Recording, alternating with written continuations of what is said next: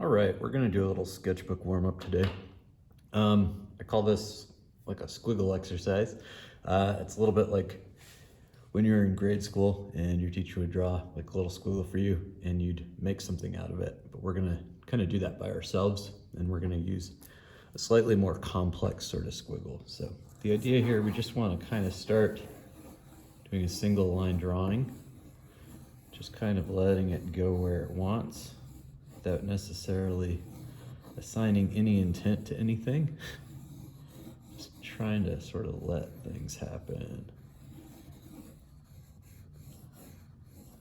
And you can kind of let the shape start to form and happen.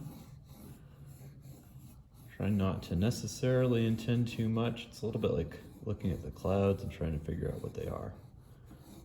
But as forms start to come into being, you can start to re-emphasize them and expand them a little bit. We want to start off drawing kind of light. I'm going a little darker than I might be otherwise, just to get it to show up on the video, but kind of work our way into this and get a little darker once we start forming things in. But to start off, we want to maybe keep it real light. And so we're looking at these lines and starting to think about how they maybe start to suggest different forms. And we can kind of develop those forms a little bit. So we want to kind of think about edges, but we also want to think about contour lines, cross contours, lines that define the forms, lines that define the edges, all sorts of different lines in here. This is looking like a fish to me, so I'm going to start to define it a little bit more. So once we get kind of an image sticking in our mind, we can start to develop that and emphasize it a little bit more.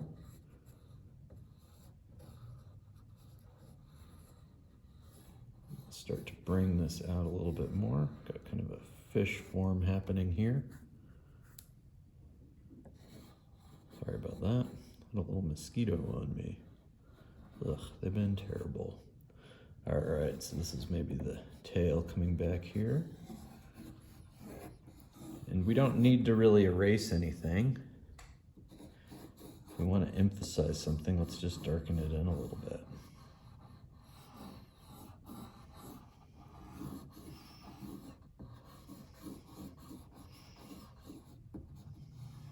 Of course, if you absolutely want to erase, there's no problem, you can do that.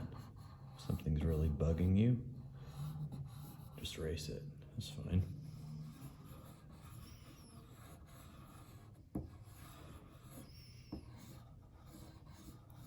So just to kind of warm up, get the ideas flowing, open yourself to just kind of random accidents that might happen. This can also be a way to just have some ideas ready in your sketchbook so you don't have to spend time thinking about things all the time. If you have a sketchbook that you warm up in, there'll be a lot of nice ideas in there for you that are ready for you to use when you need them. Then you won't have to come up with a new idea every time you make something. You'll have a bunch to choose from already in your sketchbook.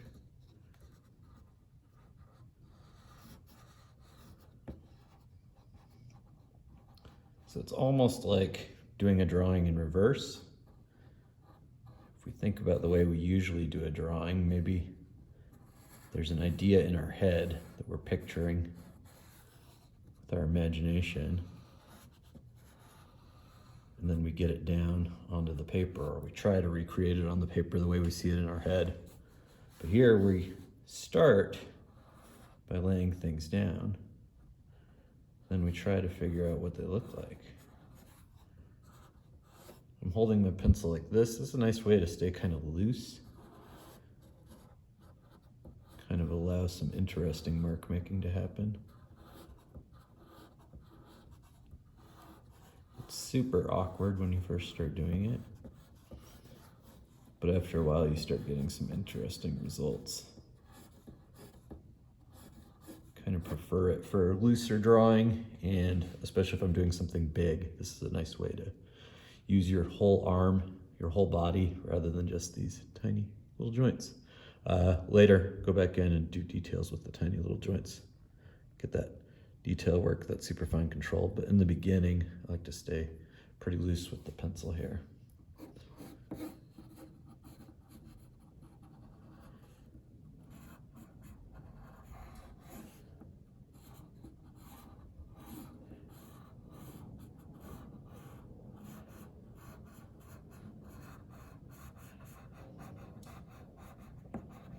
As I'm getting into it, I'm just kind of getting darker to emphasize things. I'm not worrying about erasing.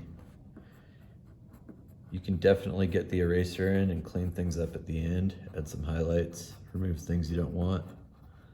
But I wouldn't worry about it too much because there's a lot of interesting mark making happening here that I wouldn't necessarily have opted to include if I had really planned this out, but has a certain value and merit to it.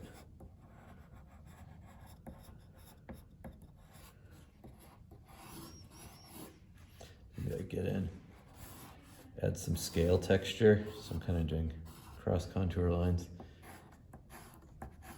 going 2 different ways, kind of against each other there. Get back in and re-emphasize this a little bit. So really what we're looking for here is kind of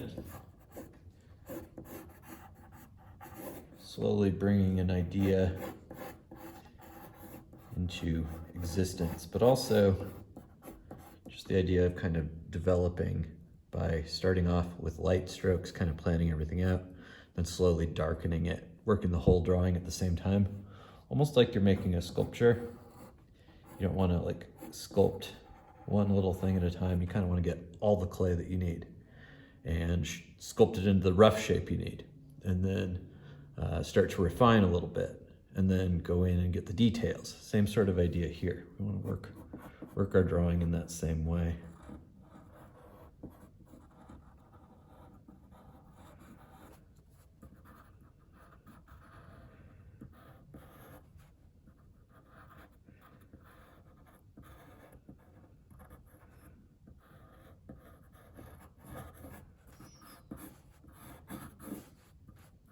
This is a good exercise to do if you don't know what to draw. If you're feeling uninspired, just kind of start letting the pencil move around, almost like it's like a Ouija board thing, you know? At first you're not sure what's happening, who's moving it, then maybe somebody gets a notion and they start interfering with it a little bit. But it's all just you, no ghosts or anything. And if you're not having any friends on here, you know, nobody's secretly pranking you, right?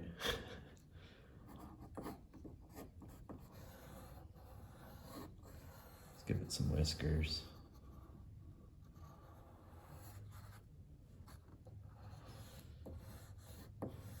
See, I'm adding new stuff, so I'm going back to drawing a little bit looser, a little bit lighter. Just letting it flow.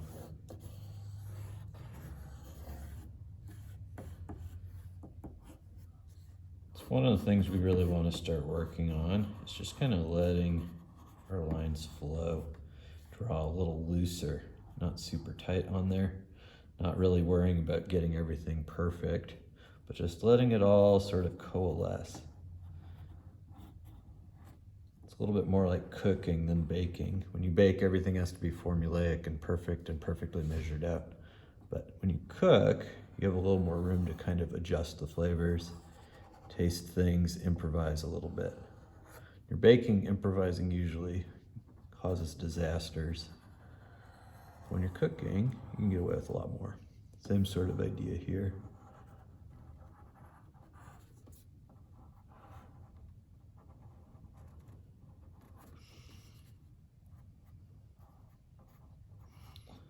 Add a little person here. I feel like it has to be going after something, right?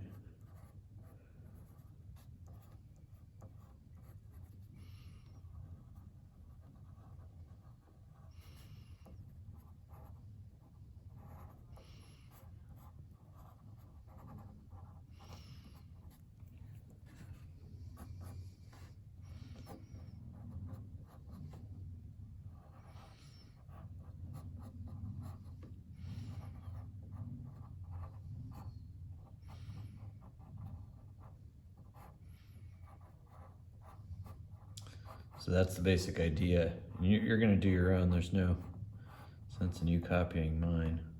So I'll keep this brief, we'll wrap it up. But you could get really engaged in this, start adding things, get like a whole sort of image going by the time you're done.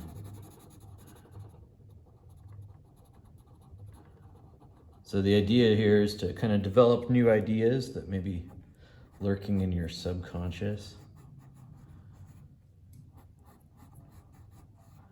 or just random chance, whatever you think of that. But also to practice that idea of kind of drawing lightly, letting it develop, and going in and getting darker and darker and more detailed.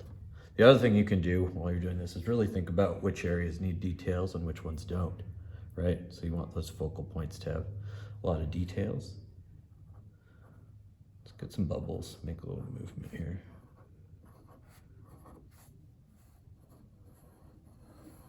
And they start to join with these big fish bubbles.